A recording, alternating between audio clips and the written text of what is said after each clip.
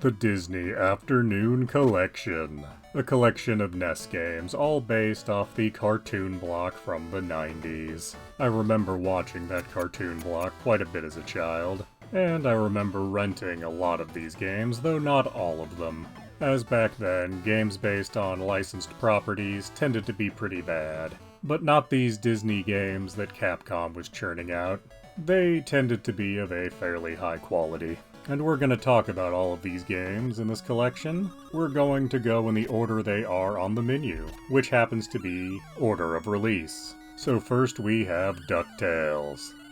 I remember beating this as a child, but as I play it in this collection, I can't imagine how that ever would have been possible. Playing as Scrooge McDuck in a number of exotic locations, using his cane as a pogo stick somehow, and most of all collecting treasure that was gonna go in a big money bin.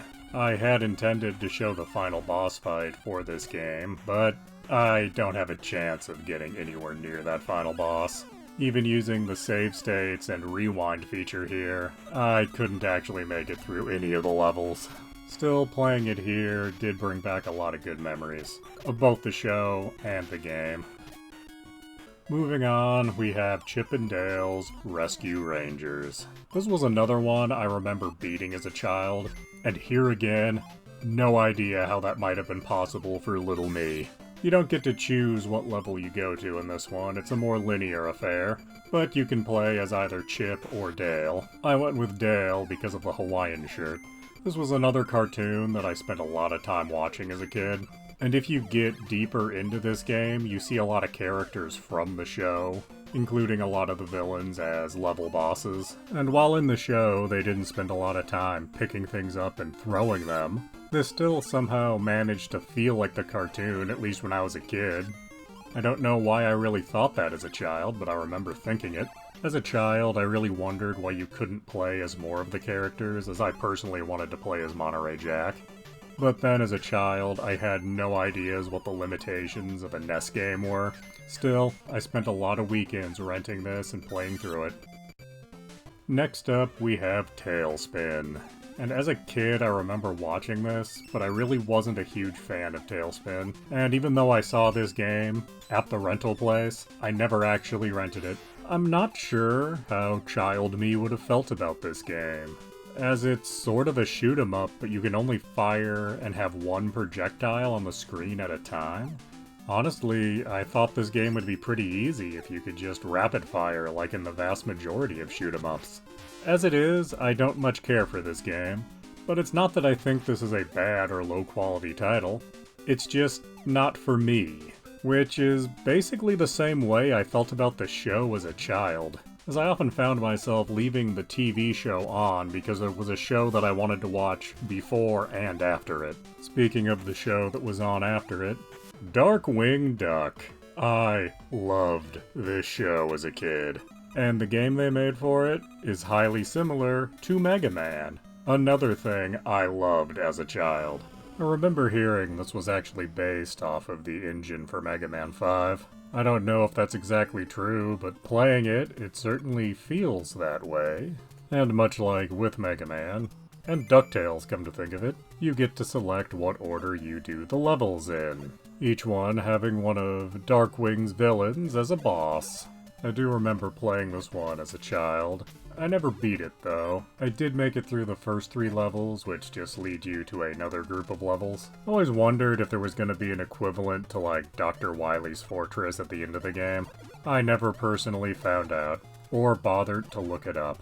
Which I think is exactly what Darkwing Duck would have done himself, to be perfectly honest. He was a wildly incompetent superhero. Next, we actually have a sequel. DuckTales II.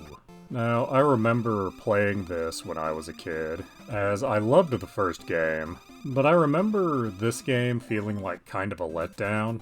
I'm not sure why exactly, because playing it now, I can see that it's literally just more of the first game.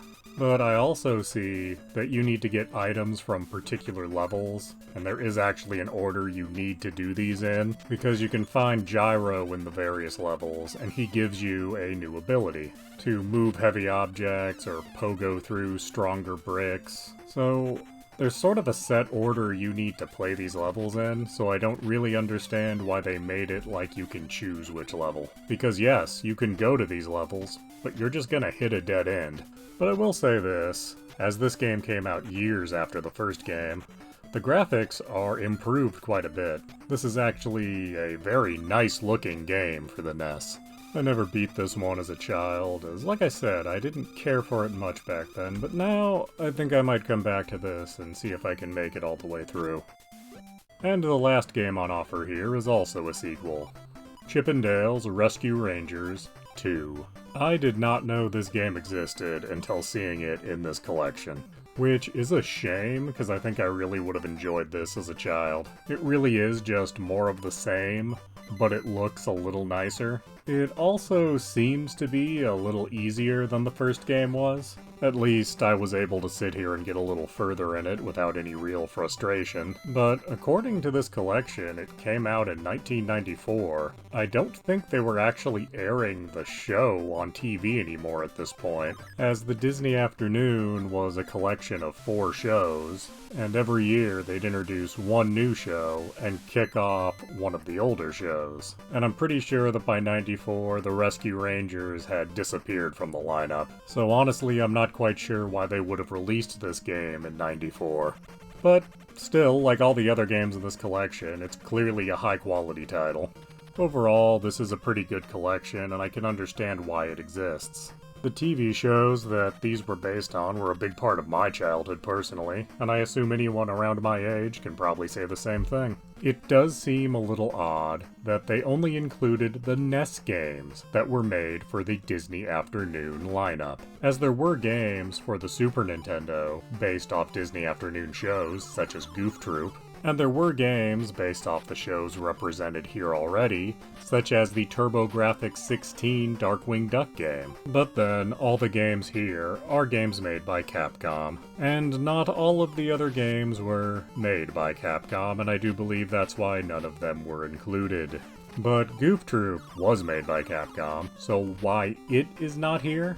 I have no idea. Maybe we'll get a Volume 2 of the Disney Afternoon collection at some point. But as the first volume came out back in 2017, I don't think that's very likely at this point. Or maybe a collection that has all of the Game Boy versions of these games. I personally would be pretty interested in that. Please do subscribe, comment, like, and tell your friends.